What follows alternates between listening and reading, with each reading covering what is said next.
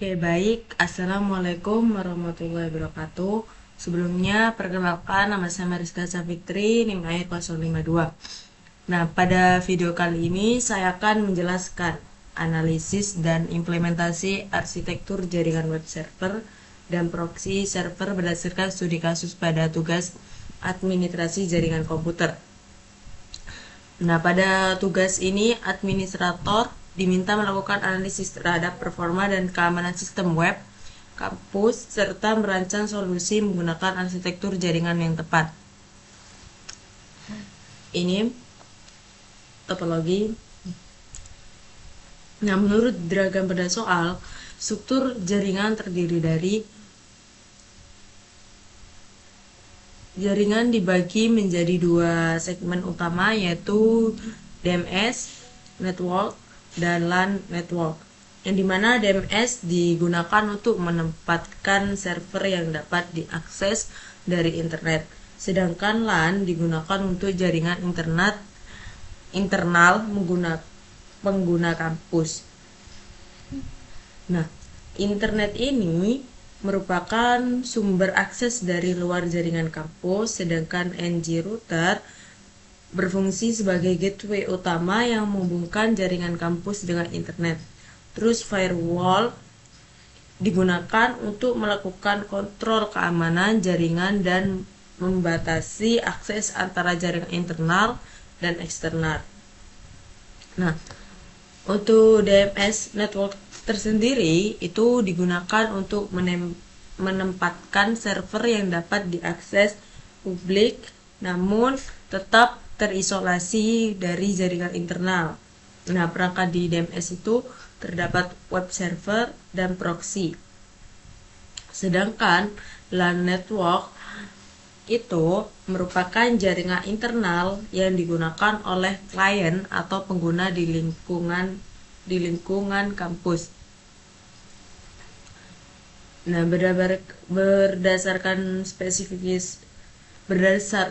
spesifikasi soal, web server menggunakan sistem operasi Linux dengan layanan web server seperti Nginx atau Apache. Nah, server ini digunakan untuk menyediakan website publik kampus dengan domain kampus.id.ac.id. Nah, proxy server tersendiri itu menggunakan aplikasi Squid yang berfungsi sebagai explicit proxy. Nah, proxy server digunakan untuk melakukan filtering konten, caching data untuk mempercepat akses web serta monitoring aktivitas internet pengguna. Nah, pada soal disebutkan beberapa masalah utama website lambat. Website publik mengalami latensi tinggi ketika diakses lebih dari 300 pengguna secara bersamaan. Nah, kemungkinan tuh penyebabnya yang pertama CPU server overload, terus RAM tidak mencukupi, terus disk Hyper-0 lambat, terus network throughput terbatas, konfigurasi worker proses pada Nginx atau Apache tidak optimal. Nah, user juga bisa membuka situs terblokir. Kemungkinan penyebab teknis tuh ada 4. Yang pertama DNS over HTTPS, terus pengguna VPN, direct IP access, terus HTTPS tunneling. Nah, cache proxy tidak efektif penyebab umumnya tuh karena ukuran cache kecil, konfigurasi cache tidak optimal, terus banyak konten dinamik. Nah, serangan brute force log menunjukkan adanya upaya brute force attack terdapat web server. Serangan ini biasanya menargetkan kepada halaman login, admin panel, terus SSH service. Nah, alasan web server ditempatkan di DMS itu web server ditempatkan pada jaringan DMS untuk meningkatkan keamanan sistem. Nah, keuntungan DMS tersendiri itu memisahkan server publik dari LAN, terus membatasi akses langsung ke jaringan internal, memudahkan pengaturan firewall rule. Nah, jika web server langsung di LAN, resiko penyebaran serangan lebih besar. Terus attacker dapat mengakses jaringan internal.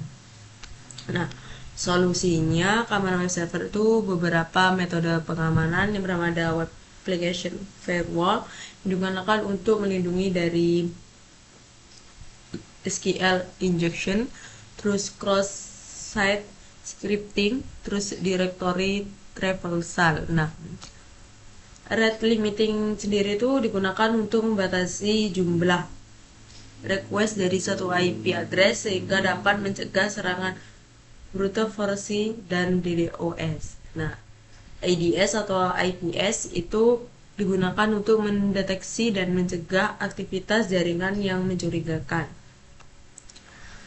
Nah, sekarang masuk ke implementasi. Berdasarkan analisa tersebut, saya menggunakan simulasi topologi jaringan menggunakan Cisco Packet Tracker, yang dimana itu terdapat cloud sebagai internet, terus ada dua router, yang dimana ada router NG router, terus firewall router, terus ada dua switch, ini DMS switch dan LAN switch. Nah, di sini ada dua server, ini mana ini ada web server dan proxy server, terus ada klien A dan klien B.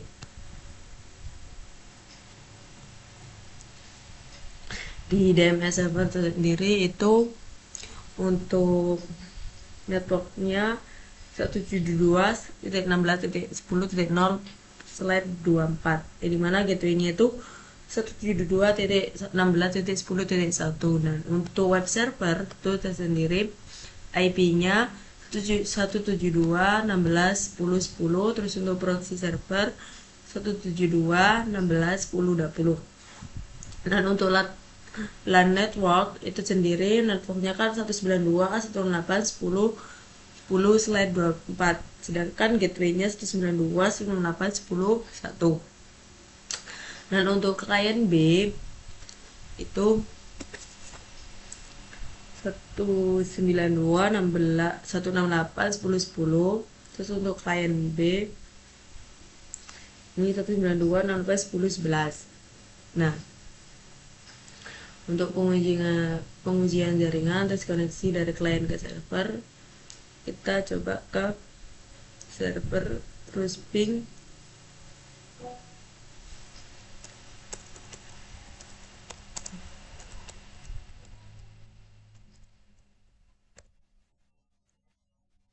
terus kita teks ke proxy.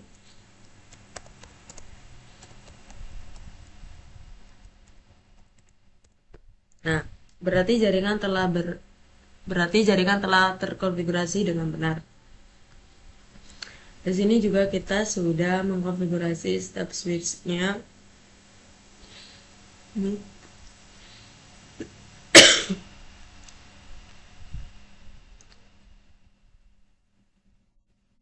Dan ini juga ini dan ini. Nah, berdasarkan analisis dan implementasi yang dilakukan, arsitektur jaringan dengan DMS dan proxy server dapat meningkatkan keamanan serta performa sistem web kampus. Nah, penggunaan firewall, proxy, server, dan segmentasi jaringan membantu melindungi jaringan internal dari ancaman eksternal. Sekian dari penjelasan yang saya sampaikan. Terima kasih. Wassalamualaikum warahmatullahi wabarakatuh.